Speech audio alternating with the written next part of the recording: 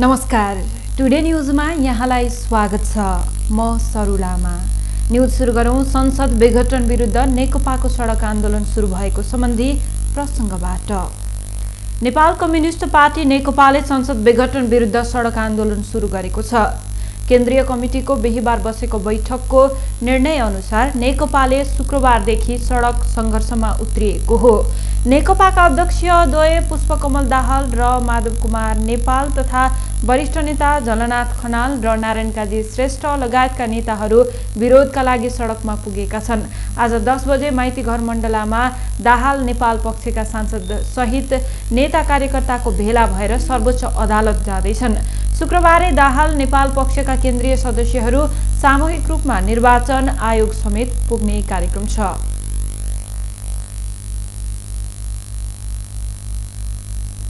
ईसाई धर्मावलम्बीहरूले आज विश्वभर क्रिसमस पर्व मनाउँदैछन्। नेपालमा पनि विभिन्न कार्यक्रम गरी यो पर्व मनाइरहेका छन्। येशूको जन्म उत्सव क्रिसमसको अवसरमा प्रत्येक वर्ष डिसेम्बर 25 तारिकका दिन विश्वभर क्रिस्चियन धर्मावलम्बीहरूले क्रिसमस मनाउने गर्दछन्। क्रिसमसको अवसरमा देशैभरिका चर्चमा प्रार्थना, नाचगान जस्ता कार्यक्रम गरी येशू ख्रिस्टको सम्झना गर्ने गरिन्छ। क्रिसमसमा येशूको शिक्षा एवं उपदेशको मनन गर्नुका साथै प्रेम प्रकट गर्दै शुभकामना तथा उपहार आदान प्रदान गरिन्छ। 2017 वर्ष अघि जेरुसलेमको बेथलेहेममा येशूको जन्म भएको थियो।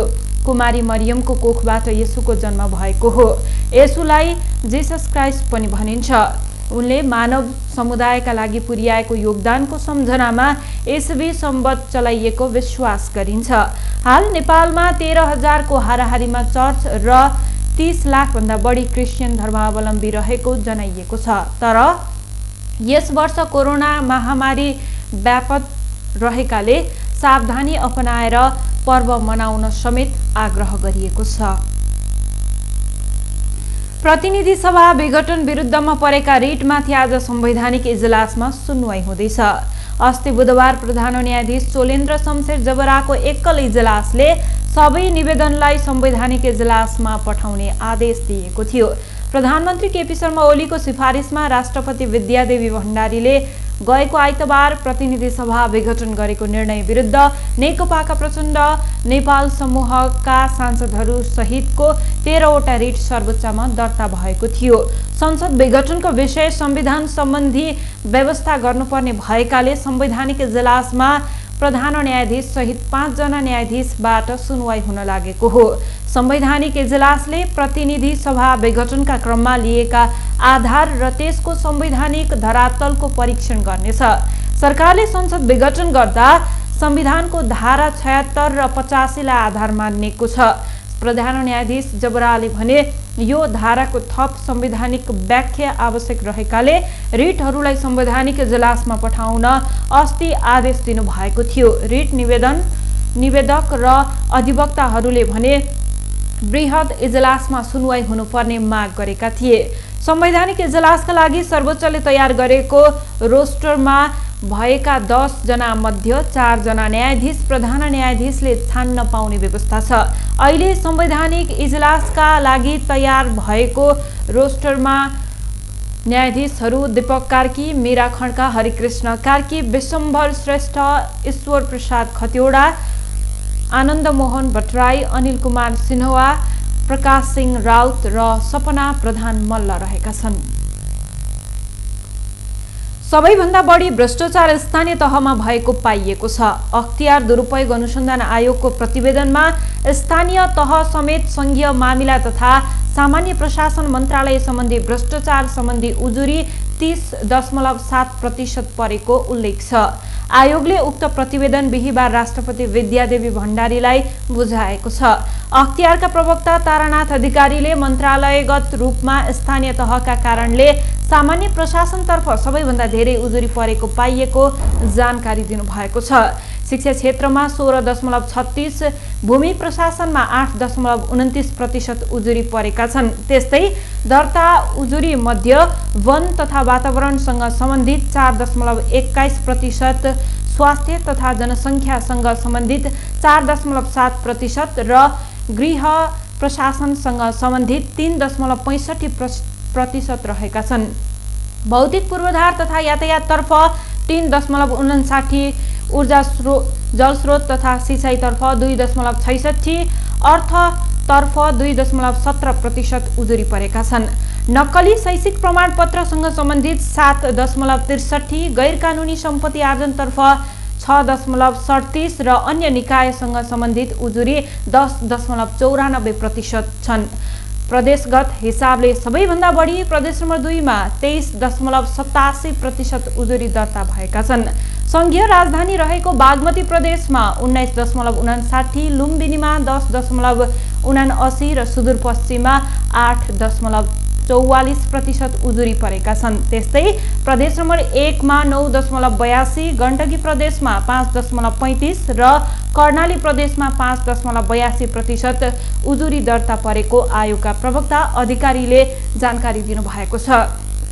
अख्तियारले 2076-77 मा 687 विस्तृत अनुसन्धान गरेको छ, जसमा 441 64.2% मुद्दा दर्ता गरिएको थियो भने सम्बन्धित निकायलाई 113 16.5% सुझाव सहित लेखेर पठाएको छ।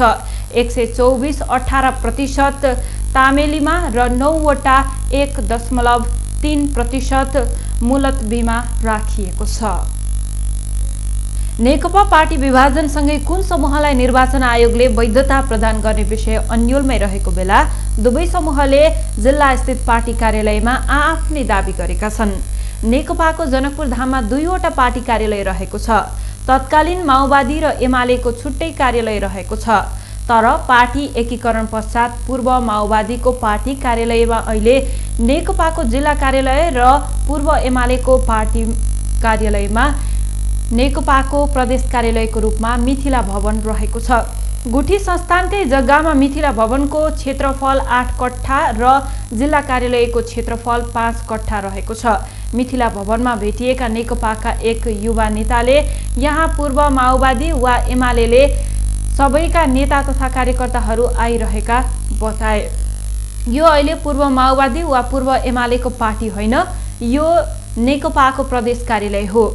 पूर्व एमाले वा पूर्व माओवादी अलग भएको होइन। विगतमा यो कार्यालय एमालेका रहेको अनि अहिले नेकपाको हो र नेकपा भनेको तत्कालीन एमाले र माओवादी मिलेर बनेको पार्टी हो। पार्टी विभाजनको क्रममा रहेकाले दुई समूहबीच पार्टी कार्यालयलाई लिएर विवाद हुन सक्ने भएकाले सुरक्षा निगरानी बढाइएको बताए। प्रदेश नम्बर 2 का प्रहरी कार्यालयका अनुसार प्रदेशका 8 वटा जिल्लामा रहेका नेकपाका पार्टी कार्यालयहरूमा सुरक्षा निगरानी बढाइएको बताए। पार्टी अधिकारीहरूको विवाद भइरहेकोले जबसम्म ती विषयमा कुनै टुङ्गो लाग्दैन तबसम्म सुरक्षा निगरानीमा राख्ने प्रदेश प्रहरी कार्यालयले जनाएको छ। महोत्तरीको गौशाला 12 स्थित समिलबाट गत मङ्सिर 12 गते बाँके सब डिभिजन वन कार्यालय लक्ष्मीनियाले तस्करीको काठसहित सञ्चालक भागीरथ राउतलाई पक्राउ गर्यो। पक्राउ परेका दुई राउत 2 सातापछि धरौटीमा छुटे। वन ऐन 2076 अनुसार मुद्दा चलाइएका राउत मङ्सिर 25 गते 42,757 रुपैयाँ धरौटी राखेर छुटेको डिभिजन वन कार्यालय महोत्तरीका प्रमुख हेमन्त शाहले बताउनु भएको छ। गस्ती टोलीले समिलमा छापामारी गरी राउतलाई 25 क्युफिट अवैध काठसहित पक्राउ गरेका थिए। पक्राउपछि डिभिजन वन कार्यालय महोत्तरीका प्रमुख शाहले छापामारी गर्दा चिरान गरेको 40 थान सालको कडी बरामद गरेको थियो। उक्त काठ नियन्त्रणमा लिने क्रममा 4 जना वन कर्मचारी घाइते भएको बताए। तर स्थानीयका अनुसार छापामारीको क्रममा कोही पनि घाइते भएका थिएनन्। आफन्तले वन कर्मचारीलाई आर्थिक प्रलोभनमा पारेर राउतलाई 2 सातामा छुटाए। वन कार्यालयले समिल र फर्निचर उद्योगमा छापामारी गरी मोटो रकम लेनदेन गरी मुद्दा कमजोर बनाएर पक्राउ गरिएका व्यक्तिलाई छाडिँदै आएको छ। फर्निचर उद्योगीलाई पक्राउ गर्दा 5 लाखसम्म लिएर छाड्ने गरेको वनकै कर्मचारीहरू बताउँछन्। समिलबाट राउतलाई पक्राउ गर्नु अघि वैशाख 12 कै पुरानो गौशाला 12 कै पुरानो कान्ति बजार स्थित पोखरीमा तस्करले थुपारेको बेवारिसी अवस्थामा सालको 7 थान टुन गत असोजमा वन कार्यालयले नियन्त्रणमा लिएका थिए। त्यसअघि चैत महिनामा रानटोल नजिकै खेतबारीमा बिक्रीका लागि लुकाएर राखेको बेवारिसी अवस्थामा सालको टुनहरू वन कार्यालयले नियन्त्रणमा लिएका थिए। रानाटोलबाट गएको चैत महिनामा प्रहरी चौकी कान्ति बजारले ठूलो परिमाणमा सालको काठ बरामद गरी वनलाई बुझाएको थियो। बरामद काठ सागरनाथ वन विकास परियोजना र जिल्ला वन महोत्तरीबाट तस्करी गरी ल्याएको थियो। यहाँ काठ तस्करी गर्नेलाई वनका कर्मचारी र स्थानीय नेताले संरक्षण गरेका छन्। संरक्षण बापत कर्मचारी र नेताले तस्करबाट आर्थिक लाभ लिने गरेको छ। काठ नियन्त्रणमा लिए पनि तस्करीलाई भने कुनै कारबाही भएको छैन। महोत्तरी, सर्लाही र धनुषाको उत्तरी क्षेत्रमा बन्ने नयाँ घरमा पनि जंगलबाट चोरी तस्करी गरी ल्याएको सालको काठ प्रयोग हुन्छ। वन कार्यालयले बिक्री गर्ने मूल्यभन्दा सस्तोमा घरसम्म तस्करले काठ ल्याइदिएपछि जंगलबाट वन पैदावार सालको काठ तस्करी बढेको छ। महोत्तरीमा पूर्व पश्चिम महेन्द्र राजमार्गभन्दा दक्षिण सागरनाथ वन विकास परियोजनाबाट ल्याएको सामान्य मोटाई भएको काठ 1000 प्रति क्युफिट र राजमार्गभन्दा उत्तरपट्टिबाट ल्याएको मोटो र पुरानो सालको काठ प्रति गोटा 2000 को हाराहारीमा तस्करले घरैसम्म पुर्याउने गरेको छ। बाँके नदी आसपासमा वन पैदावार तस्करी फस्टाएको छ। सर्लाही र महोत्तरीमा सागरनाथ वन विकास परियोजना र जिल्ला वन कार्यालयबाट दिनहुँ वन क्षेत्रमा गस्ती हुन्छ। समय समयमा काठ समेत पक्राउ पर्छ, तर काठ तस्करी भने रोकिँदैन। कोरोना संक्रमणको जोखिमका कारण गएको चैतदेखि बन्द सिनेमा हल आजदेखि खुल्ने भएका छन्। व्यापार व्यवसाय, विद्यालय, कल कारखाना, यातायात खुले पनि सिनेमा हल खुलाउन सरकारले चासो नदिएको भन्दै हल सञ्चालक आफैले आजदेखि खुलाउन लागेका हुन्। आफै हल खोलेर सरकारको ध्यानाकर्षण गराउन लागेको नेपाल चलचित्र संघका अध्यक्ष मधुसूदन प्रधानले बताउनु भएको छ। प्रधानका अनुसार विश्व स्वास्थ्य संगठन र नेपाल सरकारको निर्देशन तथा स्वास्थ्य मापदण्ड अनुसार नै सिनेमा हल खुल्नेछन्। हलमा छिर्ने बेला भिडभाड हुन नदिने, सेनिटाइजरको प्रयोग गराउने, मास्क बिना हलभित्र जान नदिने र 2 दर्शक बीचको सिट खाली राखेर सञ्चालन गर्ने तयारी छ। नेपाल हल संघको निगरानीमा स्वास्थ्य मापदण्ड पालना भए नभएको पनि अनुगमन गर्ने प्रधानले बताउनुभयो। सकेसम्म हलको पूरा टिकट मध्ये 50% मात्र टिकट अनलाइनबाट बेच्ने, अनलाइन सेवा नभएमा 2 मिटरको दूरी कायम गरी टिकट बेच्ने, ज्वरो नाप्ने यन्त्रको प्रयोग गरी हलभित्र प्रवेश गराउने पनि हल संघका अध्यक्ष प्रधानले बताउनु भएको छ। हवस् त, यसका साथै टुडे न्यूज अहिलेलाई सकियो। हाम्रो अर्को बुलेटिन लिएर पुनः उपस्थित हुने नै छौं। टिभी टुडे हेर्दै गर्नुहोला। नमस्कार।